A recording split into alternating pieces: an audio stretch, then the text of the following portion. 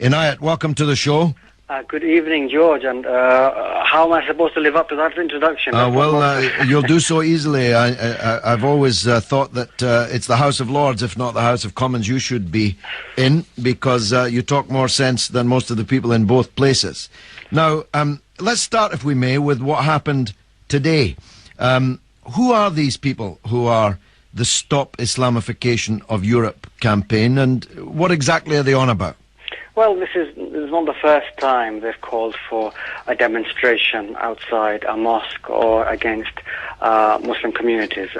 Stop Islamification of Europe campaign was initiated. We first heard of it a couple of years ago, and it's designed to really stir up fears amongst the British public that Muslims are demanding special rights, that they are gradually bringing in a Sharia law, which will be coerced and forced upon the rest of this population. It is designed to breed on people's fears and prejudice, and they've had some success. It has to be said that we have seen in recent weeks a number of demonstrations in town centres in Birmingham and other places where groups have come together to protest against what they call the Islamification of Britain. So it's designed to prey upon people's fears and prejudice. But so far, it's only reaching, at least judged by the people who are on these protests, a kind of layer of trash, thugs.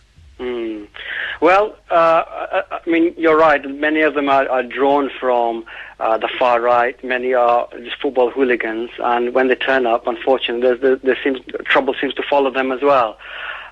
What we would advise people is, of course, people have a right to protest, but what can never be acceptable is fear-mongering and trying to stir up enmity and hatred. And by protesting outside a mosque, which they wanted to do, a mosque is a symbol of prayer.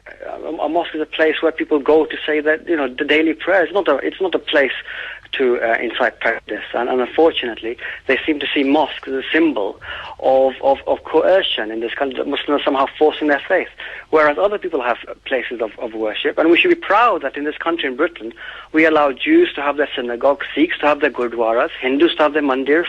I mean, that's one of the beauties of living in Britain, that we have a multi-faith society. It should be something that we ought to be celebrating, not being afraid of. It's not new, of course. I was in the East End, as I said, this evening, and in the 1930s, the same kind of people were trying to whip up hatred against Jews. You're very correct. I mean, of course, in the 1930s, it was the Jews who were seen as the aliens, and many of the epithets, the very negative epithets that are applied to Muslims today,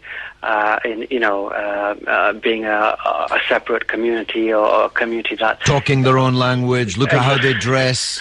Yes, have you smelt their food?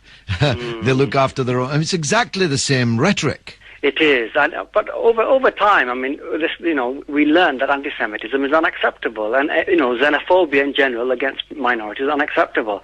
But unfortunately, anti-Muslim prejudice, as the late Palestinian academic Edward Said said, is the last acceptable form of prejudice in the West. It's proven harder to get rid of anti-Muslim prejudice than some other prejudices, and we do need to be on our guard that we do not allow groups like the far right and others to exploit this. The regrettable thing is, in the UK, some of our media, some sections of our media anyway, actually play to the far right, they play to that Galloway, and with some of their headlines, they're actually inciting this prejudice. They're actually playing up to these fears, and that is not a healthy development. Now, of course, there are elements in the Muslim community, some of whom were convicted in the week, who, of course, feed this kind of prejudice by their own brand of extremism. And I presume that your organisation, Engage, is trying to get Muslims involved in mainstream society, partly to isolate these individuals. Indeed. We have individuals in the Muslim community who say, look, we should not be engaging, we should not be taking part in the democratic process, we should be a community separate. And we believe these arguments are completely false, and they are completely inapplicable in a free and democratic society. So we have our own mirror image, if you like, of the far right. They are a minuscule community. They are given disproportionate coverage in the media. However, we believe the way forward is to take part, is to make the best of our opportunities here in this country. That there are in this country we do have the ability. People are free to lobby political parties, to join political parties, and to get elected, get their program elected.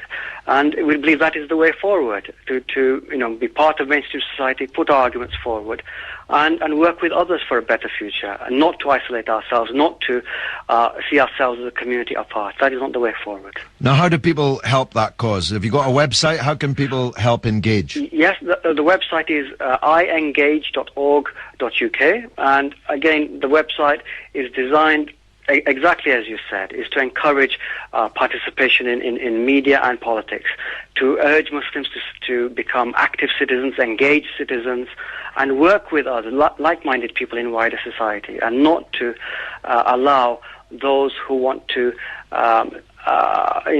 promulgate hate in our society to succeed. The best way is to work with others to isolate such individuals. So that's iengage.org.uk? Exactly. Thanks very much. Inayat Bunglawala, I told you he was a likely lad. He should be standing for election, if you ask me.